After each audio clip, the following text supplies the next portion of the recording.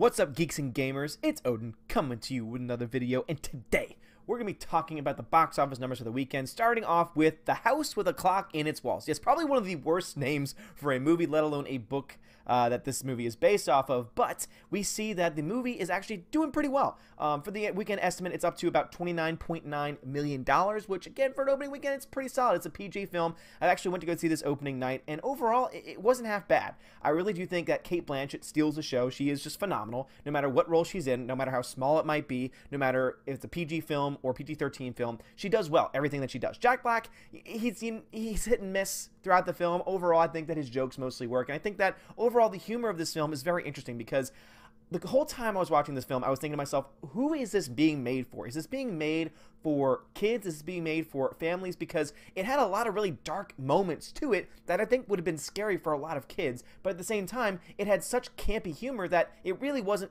for adults. It didn't have that, that adult humor that goes over kids' heads that you used to see a whole lot in PG films. For some reason, has gone away in our own, in our own modern society, in our own current culture. So I will say that it does kind of have this mishmash of not really knowing who it's meant for, but I think that for the most part it works. I definitely lacked at certain parts. Overall, I found myself enjoying the overall experience, and I was able to pretty much escape into the film and really enjoy the film as a film itself. So if I had to give it a grade, I'd say it would probably be like a solid B, because again, it's a fine film, it's a kids movie, but it's not going to be for everyone. But because of that, and because of the fact that it's getting decent reviews overall, I think that this film's going to end up making money back. Again, the production budget was $42 million.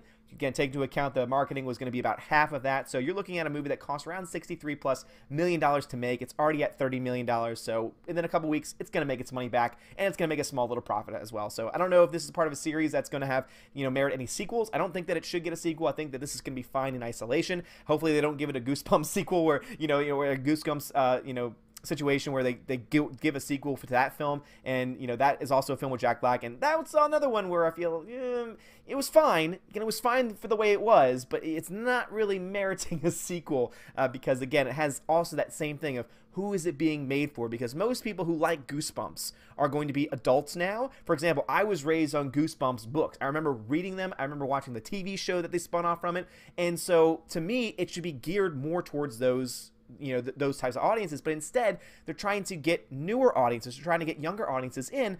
But the problem is they got to tone down the stories, because those stories, even now as an adult, if I were to read those stories, it would have that same kind of just like creepiness to them that I just don't think you see in modern day films dealing specifically or geared towards kids. So this film, The House with the Clock Inside Its Walls, with the clock in its walls, sorry, again, messing up on that once more, but what we see here is a similar situation where it doesn't really know who it's being made for, but still, it's making money. Then we have to talk about this film right here. So this is the film that I really wanted to spend a little bit of time, talking about, because this is the new Michael Moore documentary. So everyone knows Michael Moore. He's been known for making documentaries, especially with a very strong liberal slant, sicko, talking about the healthcare system and how it's how socialized medicine is amazing, even though when you actually dig deeper into it, you realize there's a lot of things that were being left out. But even with that being the case, despite your political, where you side politically, this movie is failing, and the reason why this movie is failing, and this film is going to maybe barely make its money back, at least in its theatrical run. Liberals are probably going to buy it when it comes out on Blu-ray, but guess what? What we see here is, once again, yeah, you might have SJWs giving this high rankings. You might have SJWs saying, oh, this is an amazing film. This is a film that needs to be said, oh my goodness, the truth about Trump. The problem with this film is that if people wanted to see Trump get bashed, all they would have to do is turn on CNN. All they have to do is turn on MSNBC. They don't have to leave their homes. If they want to see an hour and a half, 2-hour film talking about how bad Trump is, how evil Trump is, how bad government and politics are, guess what? They don't have to go pay to see this movie. They don't have to go out of their homes to watch it, because they can just get that from their own daily news. They can just find that on the internet. They don't even have to be watching cable news anymore, because that's all they need to.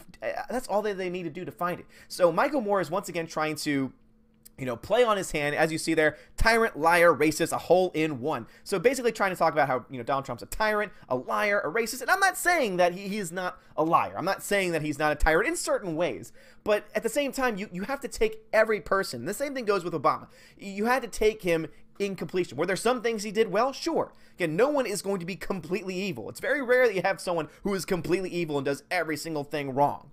You know, even some of the worst people in the world do at least one thing right and have at least one positive quality. I mean, even terrorists, they at least have that sense of love for their fellow, you know, terrorist, I guess. So I mean, even then you can stretch it. You could say there's a little bit of goodness in there. But I mean, when you look at this, it's like, I'm sorry, but the economy's doing fine.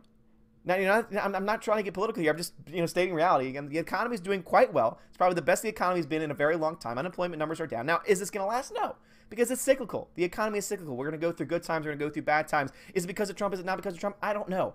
All I know is that there are certain things that he's done that's going to help me out. There's certain things that he's done that's going to hurt other people. And again, that's just the nature of politics. But if someone wanted to go watch Michael Moore basically, you know, preach to himself and say, oh, this is what I believe, this is the truth.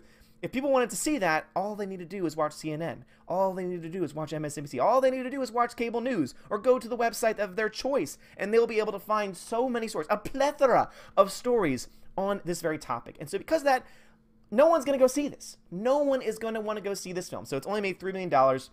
That is the estimate after Thursday, you know, screenings and also the entire weekend. And this is a film too where you're going to see it end up maybe making around $6 million by the end of its theatrical run. Is it going to make a profit at some point? Maybe down the line, because eventually, you know, that HBO or one of these, you know, very liberal, you know, movie exposition sites are going to pick it up, and they're going to get, you know, he's going to get paid a pretty decent chunk of money. So he's going to still make money. He's still going to make money, but it's not going to be this huge success. And it's amazing to see how Michael Moore has fallen, because I think most people, if you were to look back at Columbine, if you were to look back at his documentary Bowling for Columbine, that's a good documentary. I mean, despite what you might think about him or his political message in the film, I was able to sit through that and say, this is actually very well done, because this is probably the most even tone that he has ever been, because he was being very clear about what he was trying to show, what he was trying to prove in a lot of ways. And it was very straightforward. But nowadays, it's all about, you know, ever since Sicko, of course, you have Fahrenheit 9/11 and all these other things. And now it's getting to the point where he's just making crap up. And he's trying to do it because he's trying to get people pissed. People are already pissed. So you're not going to bring anyone new over. You're not going to convince anybody by this film, because if you're just trying to piss people off and make people angry at Trump, they get that on a daily basis when they watch their news. So that's the reason why this film is not doing well, and this film is not going to do overall very well. So again, there's no production budget listed, but because we do know that Fahrenheit 9/11 cost around $6 million to make, this one probably cost a little bit more because it's a little bit more expensive to make films now. So let's say $9 million. Let's just say, for the sake of argument, $9 million. So this film is probably not going to make that back. But in the end, because there's different, you know, revenue streams that it could possibly get money from, it's hard to say whether or not this will make money or not. But it will definitely not be a huge success. This is not going to be a Bowling for Columbine. This is not going to be one of those major productions that's able to rake in a lot of money. And what it shows is that SJWs, liberals, have overplayed their hand in a lot of ways, because they are relying on this hatred when in reality, you can only take a message of hatred so far. Eventually, you have to start building something with it. And this is something that you've seen, especially when 2008 happened, and you had a lot of people who were angry, and they were trying to drive people on rage because of Obama being elected, because of the policies that he was about to implement.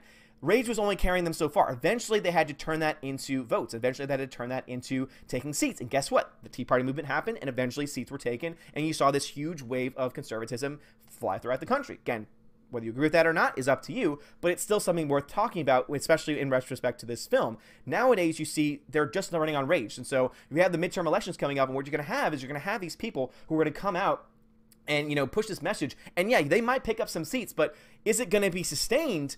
That is where I honestly am not sure. And if people keep coming out with movies like this, if people keep coming out with messages like this, where it's just all negative, not trying to build on anything, not trying to find any common ground whatsoever, guess what? You're going to piss a lot of people off, and that is going to lead you to really losing a lot of things going forward. And then just one last thing of the Predator film. So I talked about this last week. So right now it's at $94 million. So it's made over its production budget. Obviously, it still has a little bit more to make because it costs, it costs a decent amount of money, about $44 million to promote this film. But what we see here is, once again, we see that 57-42 split between the foreign and domestic markets. So it is still making decent money overseas, not a whole lot. So this movie is going to make its money back. This film, at this rate, at this pace, it's going to make its money back. It's not going to be this huge blockbuster. It's probably going to its cap at like $150 million or so, but still, that's going to be enough for it to be able to make its money back and to make a little bit of profit. So if they wanted to make a sequel, they would have at least financials to be able to justify it, but at the end of the day, I don't really think it's worth it. But anyway, guys, what are y'all's thoughts about this? What are your thoughts on The Predator? Do you think that this film is going to make $150 million? What are your thoughts on that?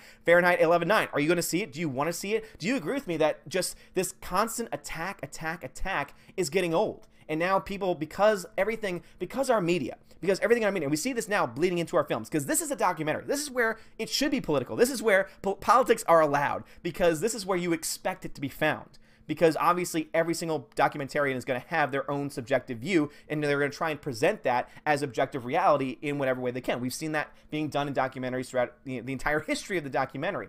So this is really no surprise that it's not doing well, because once again, if you want to see negative portrayals of the president, just watch the news. You see it on a daily basis. So what are y'all's thoughts on this? Do you think it's going to make any money? Do you think that's the reason why this film is not making money at the box office? And then also, have you seen this film? Again, I give this film a solid B. The House with a Clock Inside its walls. I keep saying that because, again, oh my goodness, one of the dumbest titles ever. I will say that much. But again, pretty good film. Eli Roth made it, so this is actually not a terrible foray into kids films for him. But there is definitely it's definitely a little too dark for younger kids. So I would give that warning and that caveat before going in. But anyway, guys, thank you all so much for watching. If you like this video, hit that thumbs up, hit that subscribe. It really does help us out a lot. It really does mean a lot to me, especially when I'm able to look back at these videos and see any reaction whatsoever, whether positive or negative. It helps me grow as a person. It helps me become a better person and become a better talker of film and of numbers. So anyway, guys, thank you all so much for watching. Have a great day. And as always, God bless. Love you guys.